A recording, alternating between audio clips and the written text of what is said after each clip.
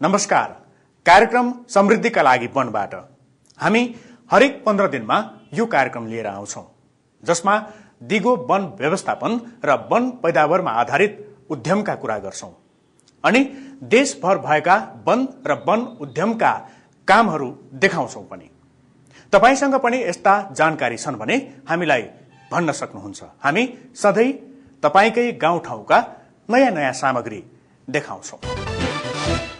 आजको अंकमा हामी वनको खाली ठाउँमा जडीबुटीको उत्पादन, वनको आमदानी बढाउने नवलपरासीको सामुदायिक वन, 18औं वन्यजन्तु सप्ताह र गाउँमै फर्निचर उद्योग खोलेर उदाहरणीय काम गरेको रूपन्देहीको सामुदायिक वनबारे सामग्री देखाउनेछौं। कार्यक्रममा हुने नियमित स्तम्भ नेपालको वन सम्बन्धी जानकारी दिने वन जानकारी, भनाइ र गराइमा नमिलेका नीति र व्यवहार देखाउने नियमित स्तम्भ अमिल्दा कुरा र गाउँघरमै भएका वनस्पति सम्बन्धी जानकारी दिने वनस्पति परिचय त छँदैछन्। कार्यक्रमको सुरु गरौं वन सम्बन्धी गतिविधिबाट।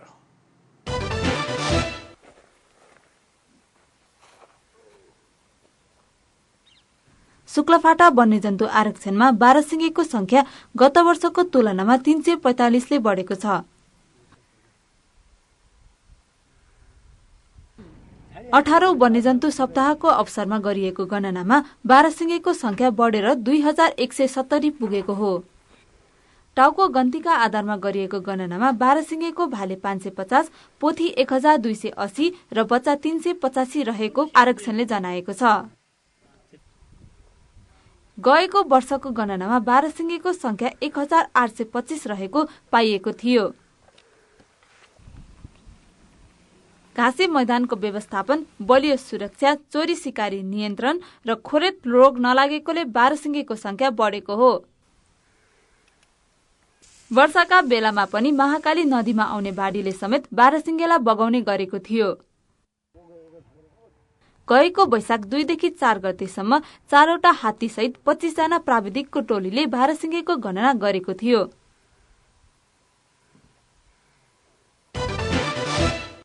देशमा 40 लाख भन्दा बढी घर परिवार अझै पनि खाना पकाउन दाउरा, गुइठा लगायतका जैविक ऊर्जामा नै निर्भर छन्। नेपाल सरकारले सन् 2017 सम्ममा देशका सम्पूर्ण घर परिवारमा स्वच्छ ऊर्जाको प्रविधि पुर्याई घरभित्रको धुवामुक्त नेपाल बनाउने योजना घोषणा गरिसकेको छ। यसै परिप्रेक्ष्यमा ऊर्जा क्षेत्रमा कार्यरत विभिन्न निकायहरू मिलेर जैविक ऊर्जा रणनीति बनाउन सुरु गरेका छन्। बन्न लागेको ऊर्जा रणनीतिले जैविक ऊर्जाका विषयलाई पूर्ण रूपमा समेट्न नसकेको अवस्थामा जल तथा ऊर्जा आयोगको सचिवालयले जर्मन विकास सहयोग GIZ को सहयोगमा ऊर्जा क्षमता कार्यक्रम निपको सहभागिता र वैकल्पिक ऊर्जा प्रवर्धन केन्द्रले कार्यक्रमको आयोजना गरेको हो। कार्यक्रममा ऊर्जा क्षेत्रमा काम गर्ने विभिन्न संस्थाका प्रतिनिधिको सहभागिता थियो। कार्यक्रमकै राय सुझाव र निष्कर्षका आधारमा जैविक ऊर्जा रणनीतिको मस्यौदा तयार गरिने आयोजकले जनाएको छ।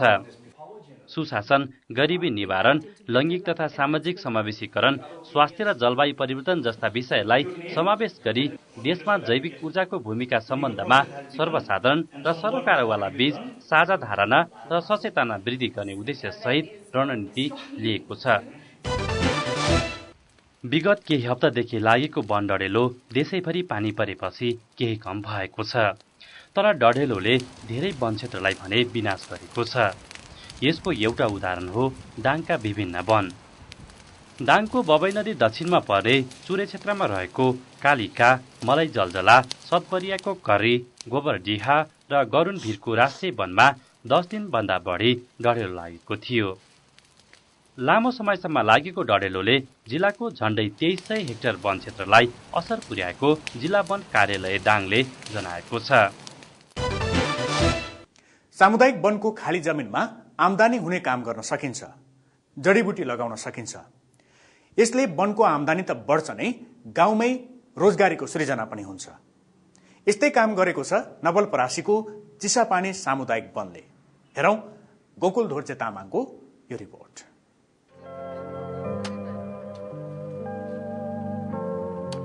नवलपरासी माकरका सुकाराम पल्ले मगर 8 वर्ष पहिले झण्डै 1 लाख रुपियाँ खर्चेर खाडी मुलुक गए। चर्को गर्मी र दुःख सहेरै 3 वर्ष काम गरे। दुःखले गरेको कमाईबाट विदेश जाँदा लागेको ऋण तिरे। श्रमको महत्त्व बुझेका सुखराम कम्पनीमा छुट्टी मिलाएर नेपाल आए। केही समय घरमा बसेर विदेश फर्किन खोज्दा परिवारले नजाने सल्लाह दिए। बरु गाउँघरमा नै काम गर्न भने। कामको खोजीमा बसेको सुखरामले थाहा पाए गाउँको चिसोपानी सामुदायिक वनमा काम गर्ने केही मानिस चाहिएको छ। घर नजिकै काम पाएका उनलाई लाग्यो विदेश भन्दा आफ्नै गाउँमा काम गर्न सजिलो। सुखरामले काम गर्न थालेको पनि 5 वर्ष बितिसक्यो। सुरुमा उनले वन क्षेत्रलाई हेर्ने काम गरे। बिस्तारै वन क्षेत्र सुधार हुँदै गएपछि वनले नयाँ नयाँ काम सुरु गर्यो। उनले पनि वनका लागि परेका सबै काम गरे। अहिले चिसापानी वनको अवस्था फेरिएको छ। सुखराम जस्तै काम गर्ने अरू थपिएका छन्। अन्त जानु परेन, जस्तै बाहिर जानु परेन। महिनाको अब 9,000 हुन्छ है। अब यहीँ आफ्नो घरमा नि काम गर्न पाइयो। जस्तो बिहान 8 बजे आइन्छ, बिहान 8 बजेसम्म घरकै काम गर्न पाइयो। त्यहाँबाट फेरि अब बेलुका 5 बजे छुट्टी हुन्छ। 5 बजे छुट्टी भएर गएपछि तपाईँको घरको काम गर्न पाइयो। सजिलो त एकदम सजिलो छ। गाउँमै रोजगारी भएपछि सुखरामले बिहान बेलुकी घरको काम गर्न भ्याउँछन्। यसरी घरको काम गर्दै वनको काम गर्दा उनलाई सजिलो लागेको छ। घर नजिकै जागिर पाइयो, घरको रेखदेख गर्न पाइयो होइन। त्यही भएर अनि यतातिर लाग्यो। खेती किसानी मान्छे हामी त है। अब खेती अब बर्खामा तपाईँको खेती पनि गर्न पाइयो। अब बुवाआमा पनि बुढाबुढी हुनुभएको छ, घर काम गर्ने मान्छे पनि छैन। त्यही भएर सजिलो चाहिँ छ। चिसापानी सामुदायिक वनले विपन्न र गरिबका लागि वन व्यवस्थापन गर्दै रोजगारी बढाउनका लागि विभिन्न काम गरिरहेको छ। आर्थिक अवस्था बिग्रेका मान्छेहरूको चाहिँ जङ्गलमा धेरै ठुलो भर पर्ने कारण भएको कारणले गर्दाखेरि हामीले ती हाम्रा उपभोक्ताहरू आर्थिक स्थितिमा कमजोर भएका उपभोक्तालाई हामीले यहाँ रोजगार दिने कुरामा हामी कसरी अगाडि बढ्न सकिन्छ अनि उहाँहरूलाई रोजगारी दियौँ भने अनि हाम्रो वन जुन किसिमले हुनुपर्ने हो त्यो किसिमले हराभरा होला भन्ने सोचले हामीले अहिले तत्काललाई सोच्दाखेरि हामीले हाम्रो निम्न आय भएका अथवा आर्थिक अवस्था कमजोर भएका अहिले पनि हामीसँग 10-15 जनाको हाराहारीमा हामीसँग रेगुलर हाम्रा काम गर्ने देखिरहनु भएको छ। अहिले पनि काम गरिरहनु भएको छ उहाँहरूले। हाम्रो दैनिक 10-15 जनाले रेगुलर काम गर्नुहुन्छ। अहिले 5-7 जना त हाम्रो यो कार्यालयको स्टाफ नै छ होइन, कर्मचारी नै छन्। त्यसले गर्दाखेरि अब हामी सक्दो के त भन्दा तपाईँको कसरी हुन्छ हाम्रा आर्थिक अवस्था कमजोर भएका हाम्रा उपभोक्ताहरूलाई हामीले अलिकति स्तर उकास्ने भन्ने हाम्रो सोच। सँगसँगै हाम्रो प्रमुख सोच भनेको त तपाईँको यो जङ्गल नै हराभरा बनाउनु। पहिले गाई भैँसी चराउने ठाउँलाई वनले विभिन्न खालको जडीबुटी उत्पादनका लागि प्रयोग गरेको छ। लेमन ग्रास, सेट्रोनेला, मेन्था र विभिन्न प्रकारका फूलका जाति वन क्षेत्रमा रोपिएका छन्। यसो गर्दा सामुदायिक वनलाई पनि फाइदा भएको छ भने वनमा नयाँ बिरुवा पलाएका छन्। हामीले सुरुवातमा सिट्रोनेला र लेमन ग्रास भन्ने 2 जातको हामीले अलिकति परीक्षणको रूपमा लगाएका थियौँ। त्यो लगाउँदाखेरि त्यहाँनिर चाहिँ सालका बिरुवाहरू चाहिँ राम्रोसँग उत्पादन भएको हामीले देखियो र चाहिँ हामीलाई यो उद्योग चलाएर खासै नाफामुखी र चाहिँ फाइदै हुने उद्देश्य भन्दा पनि यो उद्योग सञ्चालन गर्नको लागि कच्चा पदार्थ तयारीको लागि यहाँका गरिब विपन्नहरूले आय आर्जन रोजगारी पाउनुको साथै मेन उद्देश्य भनेको हामीले त्यहाँभित्रबाट चाहिँ सालका बिरुवाहरू पुनरुत्पादन भएको देखिएको हुनाले हाम्रो मेन उद्देश्य भनेको चाहिँ सालको बिरुवा उत्पादन गर्न र दिगो वन व्यवस्थापनको उद्देश्यले हामीले यो चाहिँ जडीबुटीमा चाहिँ हात हालेको हो। हामीले 4 वर्ष भयो यो ठाउँमा चिसापानी सामुदायिक वनले मेन्था खेती गरेको। पहिले नाङ्गो पाखामा मेन्था खेती लगाएपछि सालका बिरुवा पलाएका छन्। यसले अरू ठाउँमा पनि जडीबुटीको खेती गरे नयाँ बिरुवा पलाउने उनीहरूले बुझे। यस्ता जडीबुटीबाट सुगन्धित तेल निकाल्न सकिने भयो। त्यसैले वनमा भएका खुल्ला ठाउँमा बढीभन्दा बढी जडीबुटी लगाउने सोच बन्यो।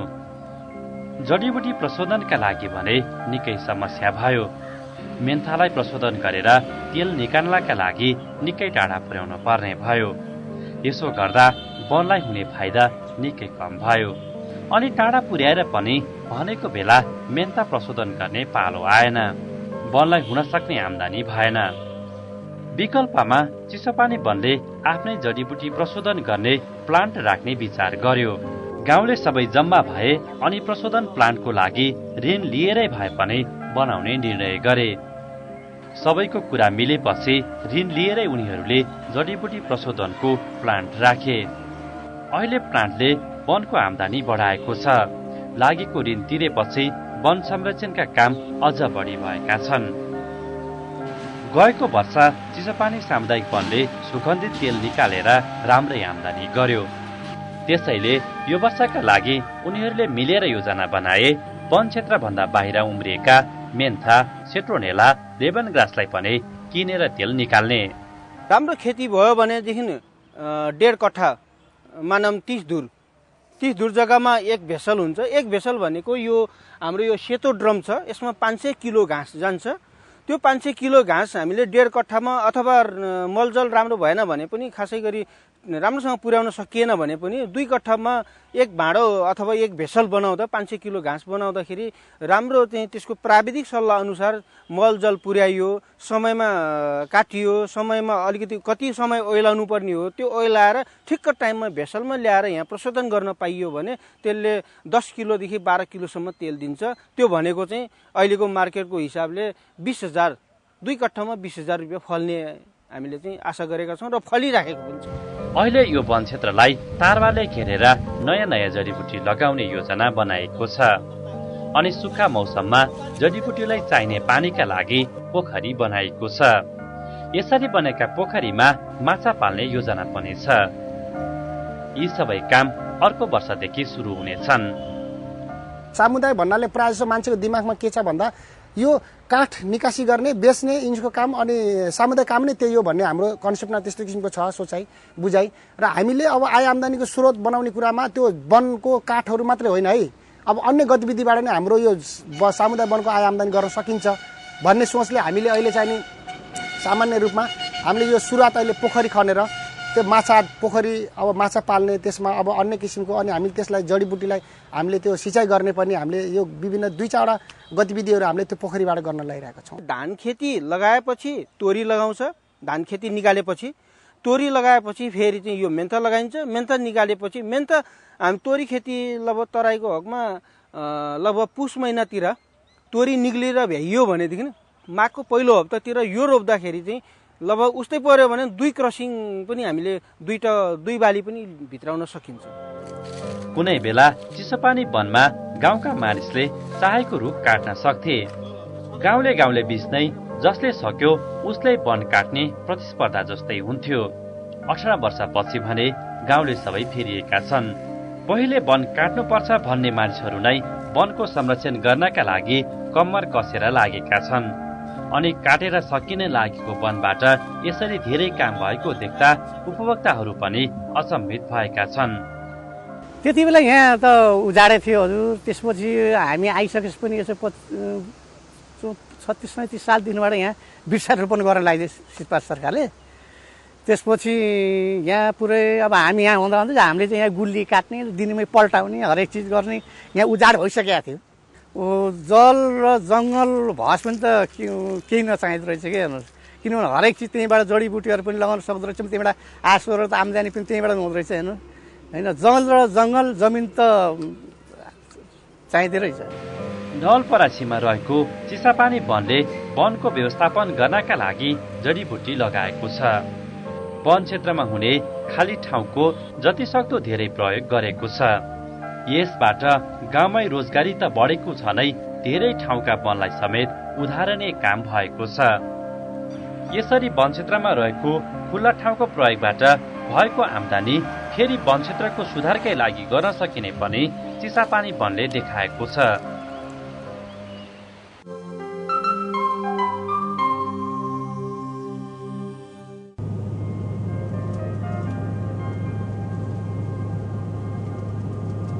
नेपालमा जैविक विविधताको हिसाबले निकै सम्भावनाहरू छन्। यहाँ समुद्र र मरुभूमि बाहेकका ठाउँमा पाइने धेरै जसो पारिस्थितिक प्रणाली छ। यहाँ 75 किसिमका जडीबुटी, 35 प्रकारको वन तथा 118 किसिमको पारिस्थितिक प्रणाली छ। विश्वको 0.03 र एसियाको 0.3% भाग ओगट्ने नेपाल जैविक विविधताको हिसाबले विश्वको 23औं र दक्षिण एसियाको 11औं धनी मुलुक हो। नेपालमा करिब 3000 प्रजातिका वन्यजन्तुहरू पाइन्छन्, जसमध्ये 185 प्रजातिका स्तनधारी, 874 प्रजातिका चराहरू, 651 प्रजातिका पुतली, 785 जातका माकुरा प्रजाति, 118 प्रजातिका उभयचर र 78 प्रजातिका सरीसृपहरू पाइन्छन्।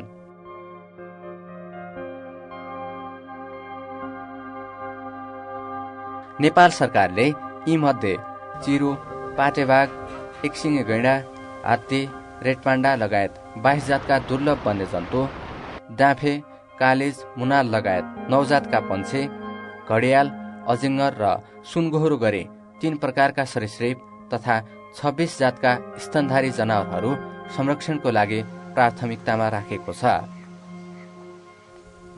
विभिन्न प्रयासले पारिस्थितिक प्रणाली र जैविक विविधताको संरक्षणमा भएका सकारात्मक प्रयासले नेपालमा गैंडा, बाघ, जंगली हात्ती, हिउँ चितुवा, बाह्रसिङे, गौरी गाई, कृष्णसार, कस्तुरी मृग जस्ता वन्यजन्तुको संख्या बढिरहेको छ। यी जीवजन्तु मध्ये धेरै प्रजातिको वासस्थान भनेको वन क्षेत्र हो। कुल क्षेत्रफलको 40% भाग वनले ढाकेको नेपालमा निकुञ्ज, आरक्ष्य, संरक्षण क्षेत्र तथा शिकार आरक्ष्य गरी कुल वन क्षेत्रको 18% भागलाई जैविक विविधताको हिसाबले संरक्षण गरिएको छ। वन्यजन्तु संरक्षणका लागि सरकारले संरक्षित क्षेत्रभन्दा बाहिरको 82% वन क्षेत्रलाई भने त्यति प्राथमिकतामा राख्न सकेको छैन। वन्यजन्तुको ठूलो वासस्थान रहेको सामुदायिक, साझेदारी, कौलियती, धार्मिक तथा राष्ट्रिय वनहरूमा वन्यजन्तु संरक्षणका प्रयास भएका छैनन्। हाल आएर स्थानीय उपभोक्ताहरूले वन क्षेत्रको रेखदेख गर्दा वनको अवस्थामा सुधार आउनुका साथै वन्यजन्तुको संख्यामा वृद्धि भएको छ। सामुदायिक वनका उपभोक्ताले आफूले रेखदेख गरेको वनमा वन्यजन्तुको संरक्षण गरी लाभ पनि लिन थालेका छन्। हालसम्म साना चिडियाखानाको अवधारणा अनुसार पर्यटकलाई लोभ्याएर आमदानी लिन थालेका सामुदायिक वनहरूको संख्या 21 पुगिसकेको छ। तर अझै पनि वन उपभोक्ता समूहको लागि यसरी आमदानी गर्नका लागि सिप र ज्ञानको साथै नीतिगत पाटो सहज बन्न सकेको छैन।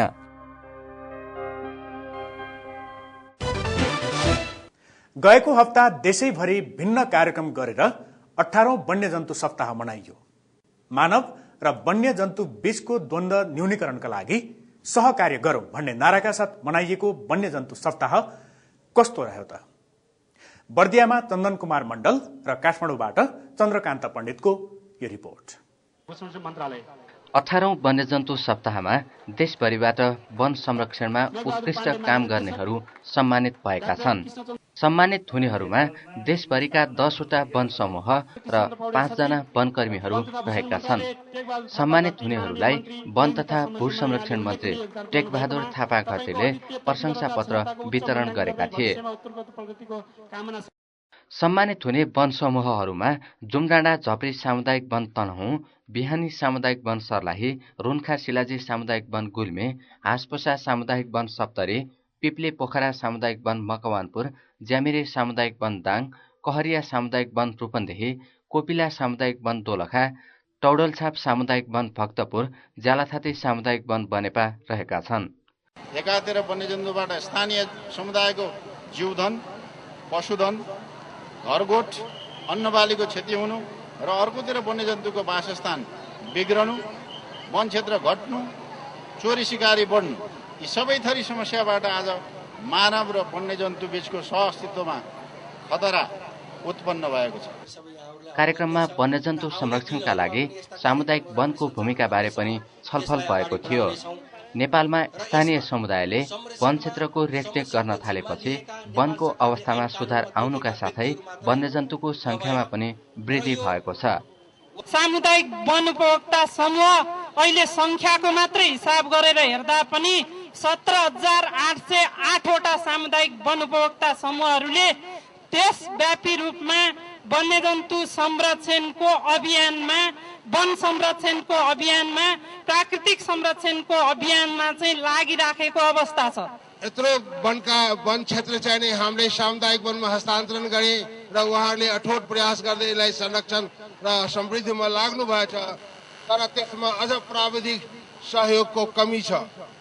हालसम्म सरकारले वन्यजन्तु संरक्षणका लागि राष्ट्रिय निकुञ्ज, संरक्षण क्षेत्र, शिकार आरक्षित तथा मध्यवर्ती क्षेत्रहरूलाई मात्र वन्यजन्तु संरक्षणका लागि महत्त्व दिँदै आएको थियो। तर यस वर्षदेखि भने नेपालमा पाइने ठूलो हिस्साका वन्यजन्तुको वासस्थान मानिने वन क्षेत्रमा पनि वन्यजन्तु संरक्षणका प्रयासहरू थालिने भएका छन्। वन्यजन्तुको वासस्थान समृद्ध क्षेत्रभित्र मात्र नभएर समृद्ध क्षेत्रभन्दा बाहिरका वन, सामुदायिक वनहरू, धार्मिक वनहरू, कबुलियती वनहरू लगायत निजी वनहरू, राष्ट्रिय वनहरूमा पनि वन्यजन्तुहरूको वासस्थान रहेको हुँदा 17औं वार्डन सेमिनारदेखि ती सम्पूर्ण सङ्घ संस्थाहरूलाई समेटेर हामीहरूले यो वन्यजन्तु सप्ताह मनाउन सुरु गरेका हौँ। सरकारले हरेक वर्ष वैशाख 1 देखि 7 गतेसम्म वन्यजन्तु सप्ताह मनाउँदै आएको छ। सोही अवसरमा बर्दिया राष्ट्रिय निकुञ्जले पनि विभिन्न कार्यक्रम गरेको छ। त्यस अवसरमा निकुञ्जले सप्ताहव्यापी रूपमा विभिन्न कार्यक्रमको आयोजना गरेको थियो। साताको पहिलो दिन निकुञ्जले आफ्नै परिसरमा निकुञ्जको झण्डोत्तोलन गरेको थियो। बर्दिया राष्ट्रिय निकुञ्जमा विगत 18 वर्षदेखिबाट लगातार रूपमा वन्यजन्तु सप्ताह मनाउँदै आइएको छ र यो वर्ष मानव र वन्यजन्तु बीचको द्वन्द्व न्यूनीकरणमा सहकार्य गरौँ भन्ने नाराका साथ हामी पनि सप्ताहव्यापी कार्यक्रममा सहभागी भएका छौँ र खास गरिकन अहिले यो चाहिँ मानव र वन्यजन्तु बीचको द्वन्द्व न्यूनीकरणलाई नै बढी फोकस दिएर हामीले कार्यक्रमहरू सञ्चालन गरेका छौँ। यसमा अब हिजो 1 गतेको कार्यक्रममा हामीले उद्घाटन मात्रै गऱ्यौँ, खास केही गरेनौँ। आज अब सबै क्षेत्रको सहभागिता हुने गरी एउटा जनचेतना र्यालीको आयोजना गरियो। त्यस्तै दोस्रो दिन निकुञ्जले र्याली निकालेको थियो। र्यालीमा वातावरण संरक्षणका क्षेत्रमा काम गर्ने विभिन्न संस्था, स्थानीय क्लब, युवा, विद्यार्थी, महिलाहरूको सहभागिता थियो।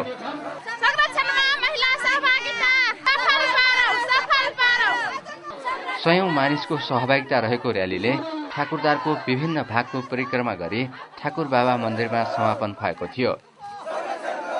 संरक्षणमा आज हामी सहभागी भयौं र संरक्षण गर्न सक्यौं भने हाम्रो आर्थिक दिगो विकास सम्भव छ। हामी संरक्षणसँग यसरी जोडिएका छौँ। वन, वन्यजन्तु, प्राकृतिक सम्पदा अनि वरिपरि बस्ने मान्छेहरू बिचको जुन एउटा घनिष्ठ सम्बन्ध छ त्यो सम्बन्धलाई प्रगाढ बनाउने, सुमधुर बनाउने र एकातिर हाम्रो चाहिँ समुदायको पनि विकास गर्ने, अर्कोतिर वन्यजन्तु संरक्षण गर्ने यो काममा हामी यहाँ लागिरहेका छौँ। युवाहरू लागेका छन्, महिलाहरू लागेका छन् र हामी चाहिँ चोरी शिकार नियन्त्रण युवा परिचालन अभियान भनेर पनि लागेका छौँ। क्षेत्रफलका हिसाबले देशकै ठूलो निकुञ्ज बर्दिया राष्ट्रिय निकुञ्ज बाघ, गैंडा, हात्ती, डल्फिन जस्ता दुर्लभ वन्यजन्तुहरूको वासस्थान हो। पछिल्लो 3 वर्षदेखि यो निकुञ्ज चोरी शिकार मुक्त छ।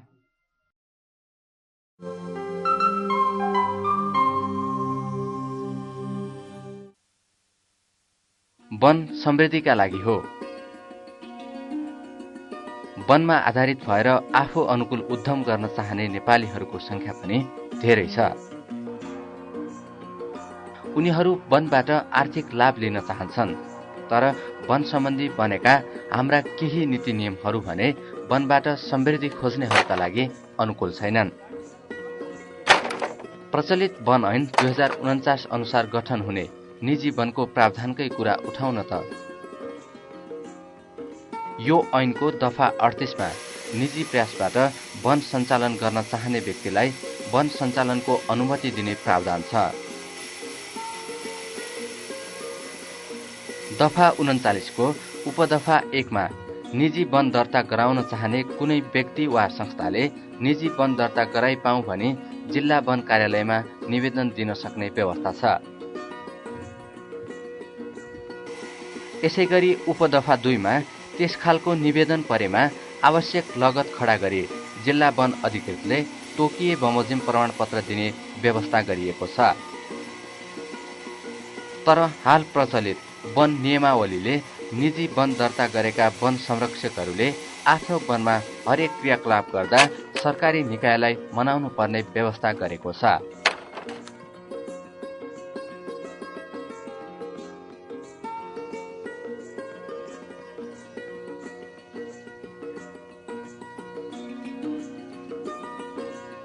उपनियम 1 निजी वन धनीले निजी वन रहेकै ठाउँमा आफ्नो प्रयोजनको लागि निजी वनको वन पैदावार प्रयोग गर्ने भएमा सो वन पैदावारको जात र परिणाम खोली सम्बन्धित गाउँ विकास समिति वा नगरपालिकाको सदस्यको सिफारिसका साथ प्रयोग गर्नुभन्दा कम्तीमा 24 घण्टा अगावै सम्बन्धित इलाका वन कार्यालय मार्फत वा सोझै जिल्ला वन कार्यालयमा लिखित रूपमा सूचना दिई प्रयोग गर्न सक्नेछ। उपनियम 2 यस परीक्षित बमोजिम दर्ता भएको निजी वनको धनीले निजी वनको वन पैदावार ओसार पसार गर्दा वन पैदावारको जात र परिणाम खोली सम्बन्धित गाउँ विकास समिति वा नगरपालिकाको सदस्यको सिफारिस साथ ओसार पसार गर्नुभन्दा कम्तीमा 24 घण्टा अगावै सम्बन्धित जिल्ला वन कार्यालयमा लिखित सूचना दिई बाटोमा पर्ने वन चेक पोस्टमा दरफित गराई निजी वन पैदावार ओसार पसार गर्न सक्नेछ। उपनियम 3 यस परीक्षित बमोजिम दर्ता नभएको निजी वन धनीले सम्बन्धित इलाका वन कार्यालय मार्फत वा सोझै जिल्ला वन कार्यालयमा निजी वनको वन पैदावार मध्ये रुख कटानको लागि निवेदन दिनुपर्नेछ। सो निवेदन उपर आवश्यक जाँचबुझ गरी जिल्ला वन अधिकृतले रुख कटान गर्ने अनुमति दिन सक्नेछ। उपनियम 4 उपनियम 3 बमोजिमको निजी वनको काठ ओसार पसार गर्दा सम्बन्धित जिल्ला वन कार्यालयबाट छोटपुर्जी लिई वन चेक पोस्टमा दरफिट गराई ओसार पसार गर्न सक्नेछ। यस्ता प्रावधानले सर्वसाधारणका लागि निजी वनको प्रयोगलाई निकै झन्झटिलो बनाइदिएको छ। वन पालेर आय आर्जन गर्न एकदमै कठिन बनाएको छ। आफ्ना बारीमा तरकारी फलाएर सिधै बजार पुग्नुको साटो वन पालेर लाभ लिने बेलामा पाइले पछि सरकारी निकायहरूको झन्झट बेहोर्न कसलाई मन होला र? अनि सरकारलाई पनि यस्तो प्रावधान किन राख्नु परेको होला? सामुदायिक वनले एक वन एक उद्यम भन्ने नारा लागेको धेरै भयो, तर व्यावहारिक रूपमा सामुदायिक वनले उद्यम खोल्न त्यति सजिलो भने छैन। नाराका कुरा व्यवहारमा आए वनको संरक्षण र गाउँको विकास हुन सक्छ। रूपन्देहीको बुद्धनगर सामुदायिक वनले भने आफ्नै फर्निचर उद्योग खोलेको छ। गोकुल धोर्जे तामाङको यो रिपोर्ट।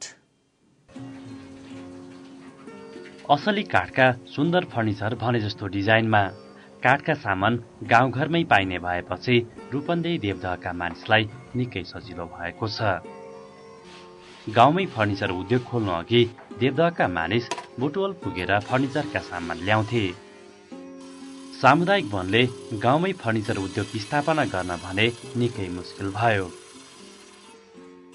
धेरैले भने वनले नै काठका सामान बनाउने फर्निचर उद्योग खोलेपछि कसरी वनको संरक्षण हुन्छ अनि संरक्षण गर्दै फर्निचर उद्योग कसरी चल्न सक्छ? प्रश्नहरू धेरै भए पनि सामुदायिक वनले सबैलाई कुरा बुझायो अनि सबै मिले। घर छेउको वनलाई संरक्षण गर्दै वनको आम्दानी बढाउने निर्णय गरे। यसका लागि सम्भावना भएको फर्निचर उद्योग दुःख खेपेरै भए पनि दर्ता गरे। कहिले कागज मिल्दैन, कहिले के मिल्दैन, कहिले के मिल्दैन हैन। दर्ता गर्ने कुरामा दुःख भइहाल्छ हैन। अनि त्यसपछि अब यो भवन बनाउनु पर्यो, अब मसिन के अरे औजारहरू खरिद गर्नु पर्यो, अनि अब यो भनौँ न बाउन्ड्री गर्न, अब हरेक कुराहरू दुःख भइहाल्छ, दुःख त गर्नै पर्यो। फर्निचर उद्योगलाई व्यवस्थित बनाउन गाउँले सबै मिलेर नियम बनाए। उद्योगलाई उत्तरदायी बनाउनका लागि 51% शेयर सामुदायिक वनकै स्वामित्वमा राखियो भने बाँकी शेयर उपभोक्तालाई बेचियो।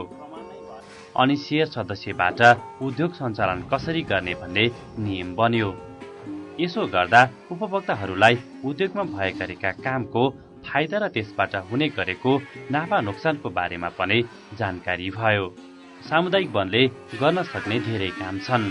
कुनै सामुदायिक वनले गाउँमै रोजगारी बढाएका छन् त कतिले सामाजिक काम।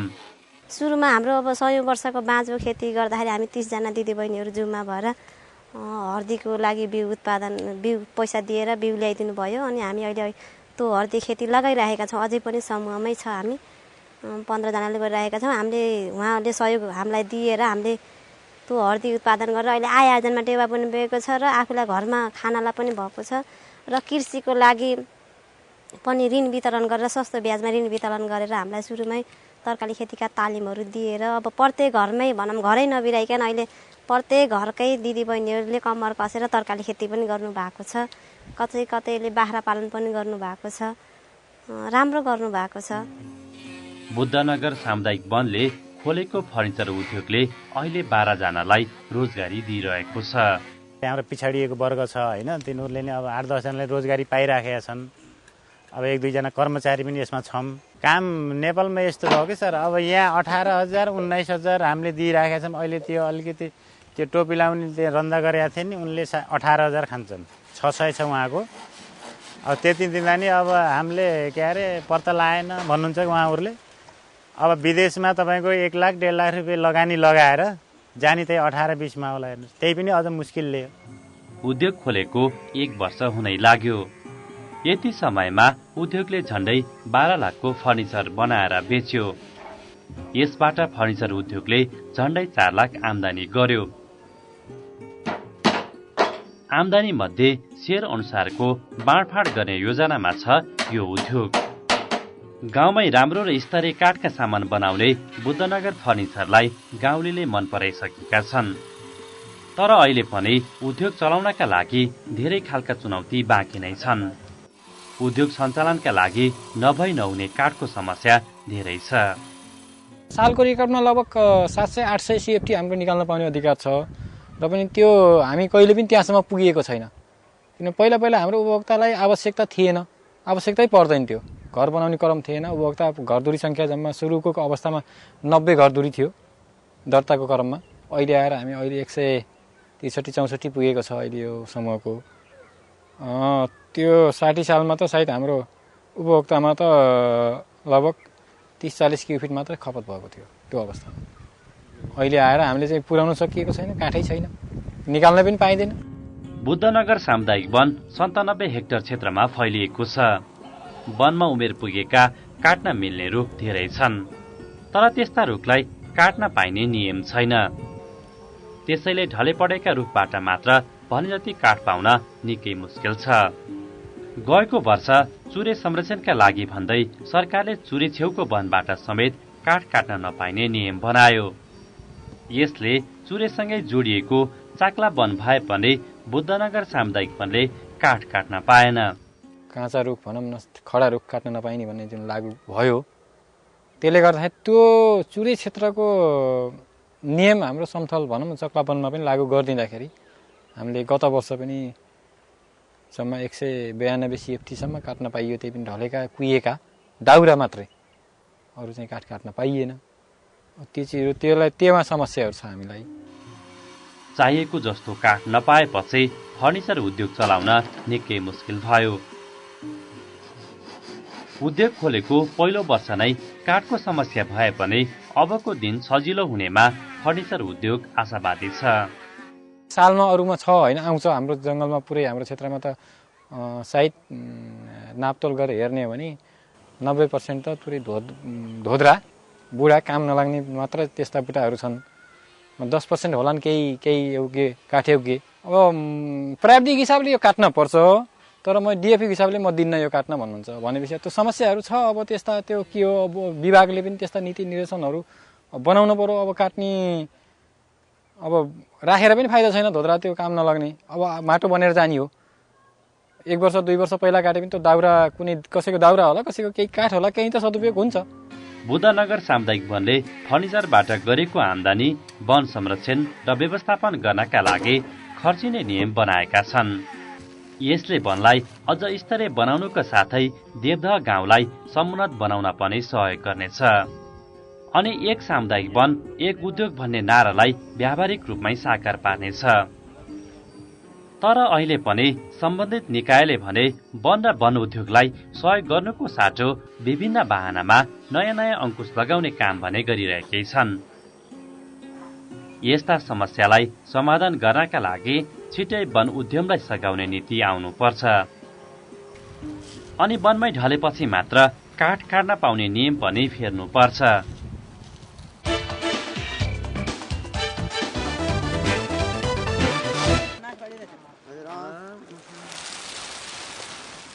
नेपाली नाम रिट्ठा, परिवार स्यापेन्डिके। रिट्ठा 10 देखि 18 मिटरसम्म अग्लो हुने पतझर रुख हो। हाँगाको टुप्पोमा प्याजी रङको फूल फुल्छ र फल लाग्छ।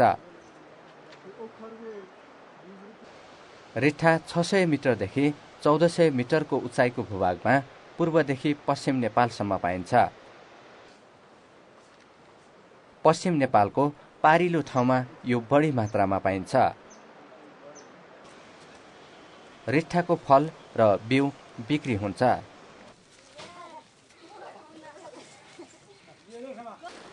नेपालमा रिट्ठाको मूल्य प्रति केजी 24 देखि 50 रुपैयाँ छ भने भारतमा 38 देखि 75 रुपैयाँ पर्छ। संकलनको समय कार्तिकदेखि मङ्सिरसम्म। रिट्ठाको फल 2 सेन्टिमिटर गोलाइको बोक्रा छोकडा जस्तो हुन्छ भने भित्र गोलो कालो कडा बिउ हुन्छ। रिट्ठामा स्यापोनिन भन्ने तत्त्व पाइन्छ जुन औषधीय दृष्टिकोणले महत्त्वपूर्ण छ।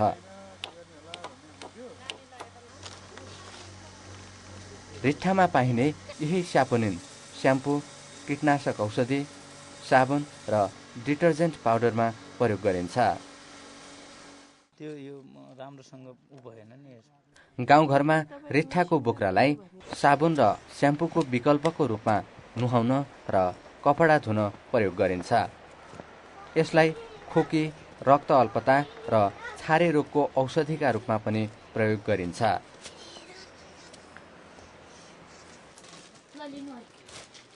नेपाल सरकारले रिट्ठालाई व्यावसायिक खेती तथा संरक्षणको लागि प्राथमिकतामा राखेको छ।